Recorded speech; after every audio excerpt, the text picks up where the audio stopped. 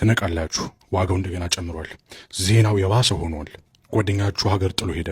የያዛችሁት ዲግሪ በሮችን እየከፈተላችሁ አይደለም። ቤተሰቦቻችሁ መቼ ነው ብሎ ይጠይቋችኋል። ስልካችሁ ደግሞ ወደፊት እየተራመዱ በሚመስሉ ሰዎች ተሞልቷል። እናንተ ግን መንቀሳቀስ አትችሉም። ትቀመጣላችሁ፣ ስልካችሁን ትነካካላችሁ፣ ስክሮል ታደርጋላችሁ፣ ተመልሳችሁ ትተኛላችሁ። ለራሳችሁ ሰነፍ እንደሆናችሁ ትናገራላችሁ። የሆነ ችግር እንዳለባችሁ ታስባላችሁ። በእናንተ ላይ ምንም ችግር የለም። በትክክል ምን እየተከሰተ እንዳለ ላሳያችሁ። አንዴ ካያችሁት በኋላ ያ የጥፋተኝነት ስሜት ያሼኝ መነሳት ይጀምራል። አእምሯችሁ መጀመሪያ የሚያስብ ማሽን አይደለም። መጀመሪያ ፕሪዲክሽን ማሽን ነው። ነገን የሚገምት የሚተነብይ ማሽን ነው።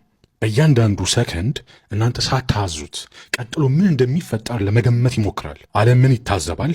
አዝማሚያዎችን ፓተርኖችን ይፈልጋል። እናም አንድ ጥያቄ ይጠይቃል። እዚህ ጋር ጉልበትን ወይም ኢነርጂን ማፍሰስ ወይም ኢንቨስት ማድረግ አስተማማኝ ነው? አዝማሚያዎቹ ፓተርኖቹ የተረጋጉ ከሆኑ በክረምት ዝናብ፣ ሰኞ ላይ ሥራ፣ ዳቦ በዚህ ዋጋ አእምሯችሁ ይረጋጋል፣ ይከፈታል፣ ጉልበቱን ያፈሳል። ማቀድ ትችላላችሁ።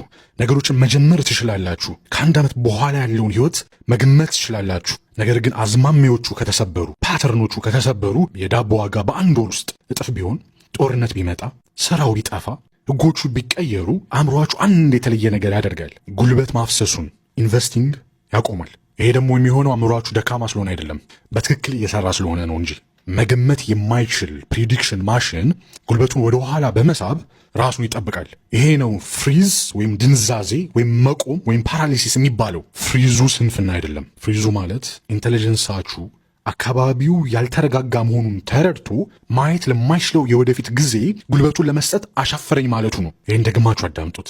ፍሪዛችሁ ውድቀታችሁ አይደለም። አእምሮአችሁ ያለውን ሁኔታ በትክክል እየተረዳ መሆኑን የሚያሳይ ማስረጃ ነው እንጂ። አሁን ደግሞ አንድ ደረጃ ጠለቅ ብለን እንይ።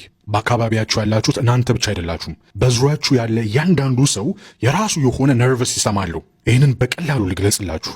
ነርቨስ ሲስተም ማለት ሁልጊዜ ነገሮችን የሚሰማ ሴንስ የሚያደርግ በሰውነታችሁ ውስጥ ያለ መረብ ወይም መዋቅር ስትራክቸር ነው። በዙሪያችሁና በውስጣችሁም የሆነውን ሁልጊዜ ያነባል። በዝምታም ደህና መሆናችሁን ወይም አደጋ ላይ መሆናችሁን ይወስናል። ከሀሳባችሁ በታች ነው የሚሰራው። መቼ እንደሚበራ እናንተ አትመርጡም።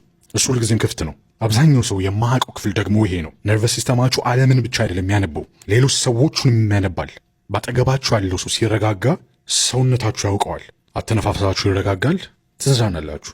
ባጠገባችሁ ያለው ሰው ሲፈራ ደግሞ ሰውነታችሁ ያንን ይሰማዋል። አንድም ቃል ባይናገሩ እንኳ ደረታችሁ ይጨነቃል፣ አእምሯችሁም ይነቃል። ይሄ ምናብ አይደለም።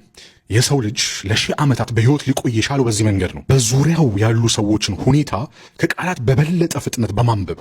ስለዚህ በዙሪያችሁ ያለ ሰው ሁሉ ሲደናገጥ፣ ሲፈራ፣ ስልኩን ሲነካካ፣ ሲያማርር፣ ሲጨነቅ የእናንተም ስርዓት ያንን አንድም ቃል ሳይነገር ይቀበለዋል። አካባቢውን ያነብና እንዲህ የሚል ድምዳሜ ላይ ይደርሳል።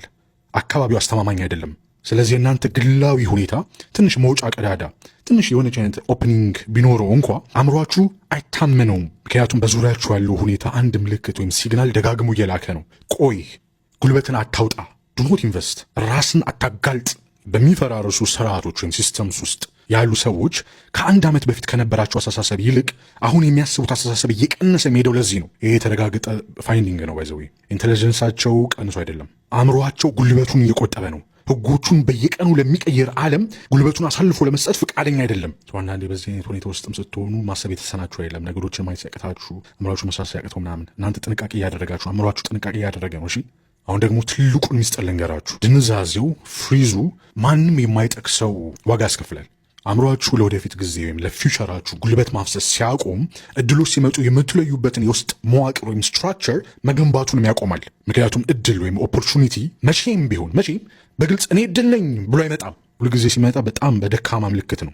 ያንን ምልክት ለመያዝ ደግሞ ንቁ የሆነ አለርት የሆነ ከተፈጥሮ ጋር የተገናኘ እና የገዛ እይታውን የሚያምን አእምሮ ያስፈልጋል። የቆመ ይሄ ፍሪዝ ያደረገ ፓራሊሲስ ውስጥ ያለ አእምሮ ደካማ ምልክቶችን መለየት አይችልም። ስለዚህ ለጥበቃ ተብሎ የጀመረው ድንዛዜ ቀስ በቀስ ወደ እስር ቤትነት ይቀየራል። እናንተ ተሰብራችሁ ሳይሆን አደጋው ካለፈ በኋላም የጥበቃ ስርዓቱ ክፍት ሆኖ ስለቀረና ማንም ሊጠፋ እንደሚችል ስላልነገራችሁ ነው። ሁሉንም ነገር የሚቀየረው ይሄ ነው። በደንብ አዳምጡኝ።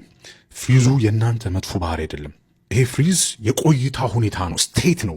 ኦኬ ሁኔታዎች ደግሞ ሊቀየሩ ይችላሉ። ስቴቶች ሊቀየሩ ይችላሉ። ከዚህ ድንዛዜ ለመውጣት የመጀመሪያው እርምጃ ተግባር መጀመር አይደለም፣ ድንዛዜውን ምን እንደሆነ በትክክል ማየት እንጂ። ይህ ሽባነት አእምሯችሁ ስራውን እየሰራ መሆኑን በተረዳችሁበት ቅጽበት የሆነ ነገር ይቀየራል። የጥፋተኝነት ስሜቱ ሼም ይለቃል። ያ ስሜት ሲለቅ ደግሞ ራሳችሁን ለመጥላት ተጠቀሙበት የነበረው ጉልበት በትንሹ ተመልሶ ይመጣል። ያ የተመለሰው ጉልበት ላለፉት ወራት ምናልባትም ዓመታት ያገኛችሁት የመጀመሪያው እውነተኛ ሀብታችሁ ነው። እሱን በትልቅ እቅድ ላይ አታውሉት፣ በአንድ ትንሽ እውነተኛ ተግባር ላይ ያውሉት። አካባቢያችሁን ትንሽ እንኳን ቢሆን ቀድሞ ሊታወቅ የሚችል ወይም ፕሪዲክተብል በሚያደርግ ነገር ላይ አደርገዋለሁ ያላችሁትን አንድ ትንሽ ነገር አድርጉ። ለራሳችሁ የገባችሁትን አንድ ትንሽ ቃል ጠብቁ። ምክንያቱም ነገሮች ቀድሞ የሚታወቁ መሆናቸው ፕሪዲክታቢሊቲ ነው አእምሯችሁ አካባቢውን የታመነ መሆኑን እንዲረዳ የሚያደርገው። እምነት ደግሞ ጉልበትን ለማፍሰስ በር ይከፍታል። ጉልበት ማፍሰስ ደግሞ ህይወትን ይገነባል። እናንተ ተሰብራችሁ አታውቁም። አካባቢውን በትክክል እያነበባችሁ ነበር። አሁን አእምሯችሁ ምን እያደረገ እንደነበር ስላያችሁ በዝምታ እና በትናንሽ እርምጃዎች ኢንቴሊጀንሳችሁ ተመልሶ እንዲመጣ የሚያስችል የተረጋጋ የውስጥ አካባቢ መገንባት ትችላላችሁ። ዓለምን ማንም እናንተ እንድትረጋጉ አድርጎ አያስተካክልላችሁም። ያ እውነት ነው። ነገር ግን እናንተ በገዛ ህይወታችሁ ውስጥ ብቸኛው የተረጋጋ ነገር መሆን ትችላላችሁ። ከዚህ በኋላ ሁሉም ነገር እንደገና ይቻላል። በአንዴ ሳይሆን፣ በአስደናቂ ሁኔታም ሳይሆን፣ ነገር ግን በታማኝነት ያ እውነተኛ ነገሮች በሚያድጉበት መንገድ። ስለዚህ ሁሉንም ነገር ለማስተካከል አትሞክሩ። አንዲት ትንሽ ነገር አድርጉ። አንዲት እውነተኛ ነገር ለራሳችሁ የገባችሁትን አንዲት ነገር ጠብቋት። በዚህ ሳምንት ህይወታችሁን ስለሚቀይሩ አይደለም፣ ምክንያቱ ከዚያ ያልፋል። አእምሯችሁ የታዘባችሁ ነው። እናም ወደ ቤቱ ለመመለስ ደህንነቱ የተጠበቀ መሆኑን ለማወቅ ከእናንተ አንድ የተረጋጋ ምልክት ወይም ስቴብል ሲግናል እየጠበቀ ነው። ምን ውስጥም ሆኑ ግን ጉልበቱ የሚመለሰው በዚህ መንገድ ነው። በዝምታ፣ በትናንሽ ቁርጥራጮች፣ እውነተኛ ነገሮች በሚያድጉበት በዛ መንገድ